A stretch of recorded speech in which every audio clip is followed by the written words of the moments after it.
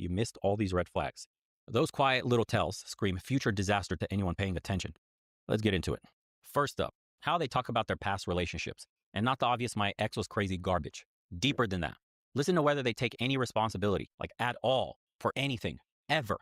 When someone describes every ex as the villain in their personal movie, guess what? You're auditioning for the next villain role yourself, and you're gonna get the part. Trust me. People who never been at fault in any relationship failure are walking catastrophes with zero self-awareness. They're collecting failed relationships like Pokemon cards and still haven't figured out the common denominator is them. You need to run, and run, Forrest, run you do. Because the next red flag, watch how they handle minor inconveniences, not major crisis. Anyone can fake being cool during the big stuff. It's the small annoyances that reveal who someone really is. Flight delay, reservation mix-up, wrong coffee order.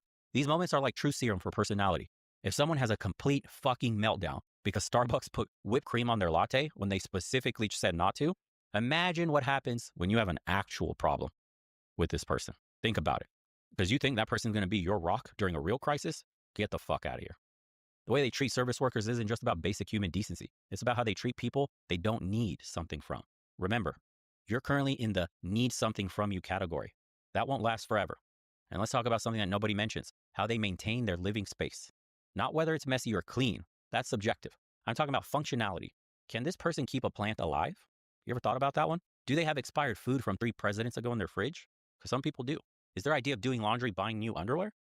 These aren't cute quirks. They're previews of coming attractions. A disaster apartment isn't just about cleanliness. It's about executive function. About whether this person can handle basic adult responsibilities without someone holding their fucking hand. Because guess who's going to be that somebody? That's right. It's going to be you. For everything. Forever. Sounds like you won the lottery there. Oh, and while we're at it, notice the gaps between their words and actions. And not the big promises, the small everyday stuff. I'll call you back in an hour. Do they? I'll pick up something for dinner. Did they actually remember to do that? I'll handle that bill. Does it get paid on time? Little inconsistencies aren't little at all. They're a whole damn pattern in sample size. People show you who they are through tiny actions repeated over time. And most of us ignore these previews because we're too busy watching the movie we made up in our heads about who they could be. And here's another subtle one. How they talk about other people when those people aren't around, especially people close to them. If someone constantly criticizes, mocks, or dismisses their friends and family behind their backs, congratulations, bro. You've discovered a preview of your future treatment. Because nobody gets permanent VIP status in someone else's mind. Eventually, they'll talk about you the same way. The same gossip you're currently enjoying will be the same gossip they'll be talking about you. Count on it. And look at their relationship with technology, specifically their phone. Is it physically attached to their hand like a new appendage? Do they take it to the bathroom? Do they sleep with it? Check it during conversations like they're expecting a fucking kidney transplant notification? That's not normal, man. That's addiction. And you'll never compete with that dopamine hit. You ever tried having a serious conversation with someone who's halfway paying attention while scrolling? That's your future relationship talks, arguments, intimate moments, all of that shit. Pay attention to how they handle money, not whether they have it, how they relate to it. Are they constantly treating themselves while their credit cards are maxed out? That's a huge red flag. Do they have no idea what's in their bank account? Is their financial plan based entirely on future windfalls that haven't happened yet? Financial incompatibility isn't about income levels. It's about whether someone views money as a tool or as a temporary happiness fix. Whether they understand delayed gratification or live entirely in the now. This shit will affect every aspect of your shared life, from where you live to whether you can ever retire. Now let's talk about boundaries, or rather, their reaction to yours. And this is where the real treasure is buried. You set a small boundary, something minor, like I need an hour to myself after work, or I don't want to go to that event. I prefer not to share that personal detail. Then watch them carefully. Do they respect it easily, or do they pout, pressure, make passive-aggressive statements, comments, or straight up ignore it? That's your preview to every boundary conversation in your future. Oh boy, are you in for a world of hurt. And if they can't handle your no on small stuff, oh, you better believe it that they can't handle it on the big stuff. And that's guaranteed relationship death. Bet on it. What about their friendships, you ask? Not how many friends they have, it's quality over quantity. But how long do those friendships last? Do they have friends from different phases of their life, or is everyone brand new? Someone with no long-term friendships is waving a flag so big it could cover a football field. Maintaining relationships takes work, guys. Compromise and conflict resolution. We all know this. If they can't keep friends, they can't keep partners. Simple as that. Another subtle red flag, how they handle disappointment. Not rejection. That's too obvious. I'm talking about basic life letdowns.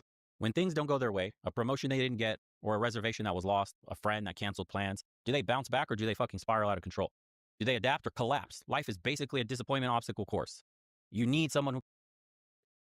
Recht mit allem, Alter, was er sagt. Immer. Aber viele dieser roten Flaggen trage ich selbst. Und es ist sehr, sehr gut, dass ich das höre, weil ich versuche, mich zu verbessern. Und ich will gar keine roten Flaggen mehr selbst haben. Aber so ist es.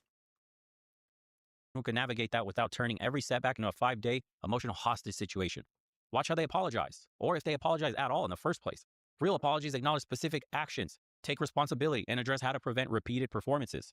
Fake ones use the word sorry while blaming circumstances or other people, or, my personal favorite, your reaction to what they did.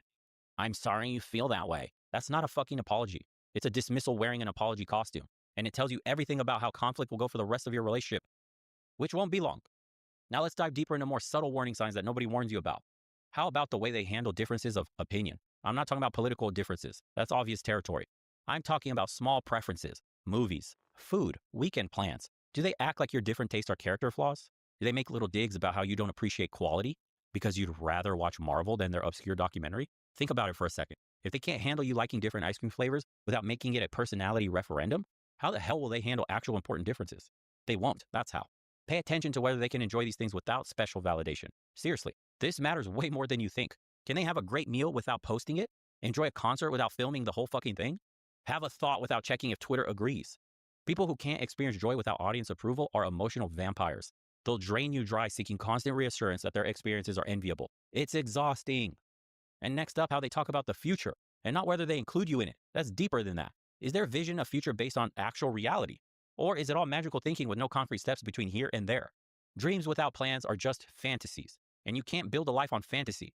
Watch out for people whose future plans sound like lottery commercials. Someday isn't a fucking time frame. Things will. Was mich auch bestärkt, sind aber wie diese roten Flaggen, die er nennt, wie ich schon an denen arbeite. Das fühlt sich gut an.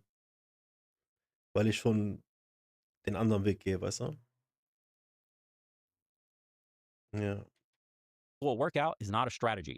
Someone with no realistic path from their current reality to their desired future will turn you into that path. You'll become the how in their equation, responsible for making their vague dream happen. No pressure. Totally. And let's talk about something subtle but crucial. Their relationship with the truth, man. Not obvious lies. Those are amateur hour. I'm talking about their comfort level with their white lies, exaggerations, and convenient omissions. Some people treat truth like a suggestion, not a requirement. They'll lie about small and necessary things, things that don't even matter. Their morning commute time, where they got the shirt, what they had for lunch. Why? Because they can. Because truth isn't valuable for them. It's a tool that they use when convenient and discard it when not. And guess what happens in actual important situations where the truth is uncomfortable? Exactly. Think about it. Here's one big one nobody talks about. How they maintain their identity in previous relationships. Not whether they're friends with exes, whether they're capable of being themselves while being with someone. Did they completely morph into their ex's interest, friends group, and lifestyle? Did they lose themselves so completely that they had to find themselves afterward? That's not romantic, dude. That's dysfunctional. And they'll do it again with you. Healthy people stay themselves in relationships all the time. Unhealthy people shapeshift into whatever they think their partner wants. Build up resentment about it, then blame their partner for their own choices. That's a fun cycle to be in. And watch how they handle your success and happiness. Not the big achievements. Anyone can fake enthusiasm for your promotion. I'm talking about the small joys. Are they genuinely happy when good things happen to you? Or do they subtly minimize your excitement? That's nice, but, or I guess that's cool if you're into that. Well, actually, these responses seem small, but they're previews of a relationship where you'll constantly dim your light to avoid triggering their insecurity. Someone who can't celebrate your happiness without qualification doesn't love you, period. They love how you make them feel about themselves.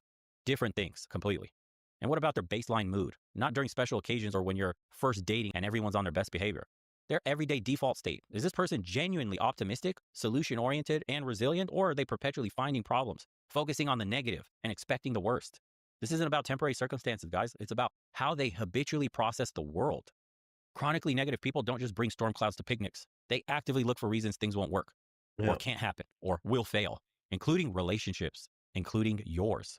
Their pessimism becomes a self-fulfilling prophecy, and you get front row seats to the show.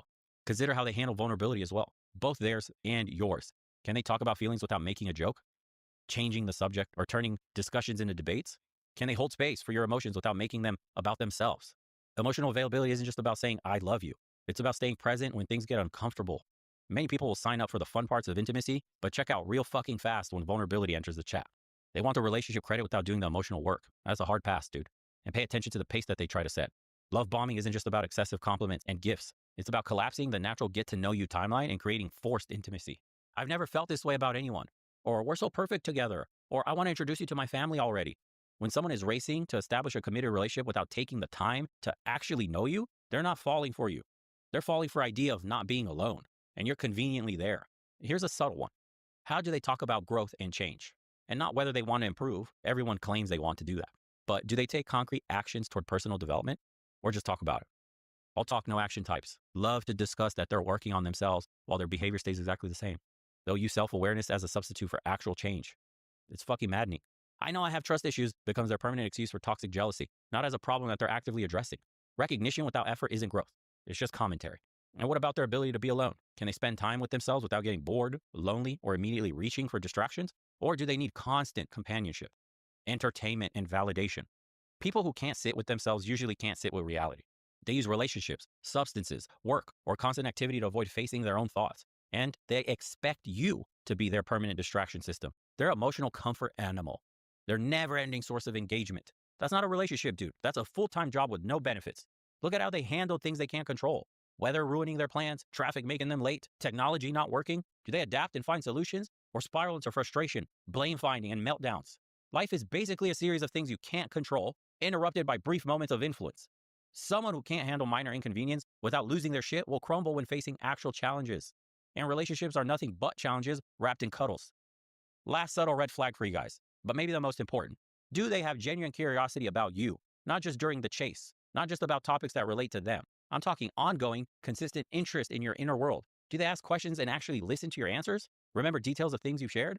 Follow up on things you've mentioned? Or is every conversation eventually redirected back to their experiences, their opinions, their stories? People who lack curiosity about others are trapped in a prison of their own perspective, and they don't want a partner. They want an audience, a supportive character in a fascinating movie of their life.